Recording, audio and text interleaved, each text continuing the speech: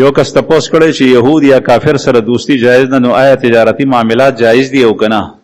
تجارتی معاملات جایز دي، خو چې کله د کفارو هغه ګټه د مسلمانانو خلاف استعمالیږي نو بیا حرام دي، قطعا نه دي جایز. ځکه قرآن پاک نص کې راځي وتعاونوا علی البر والتقوى ولا تعاونوا علی الاسم والعدوان. تاسو تعاون د ګناه په کارونو کې او په ظلم زیاتی کې مکوئ.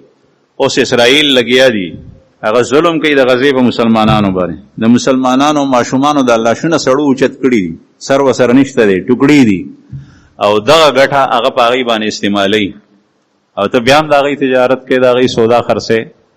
دا څومره بې حسي ده، حماقت دی، بې دیني ده دغه وخت کې نه. یا د مرزایانو مصنوعات هغې سره تجارت کول هغه ټیک نه دي، ځکه چې هغه ټول له اسلام خلاف هغه استعمالوي.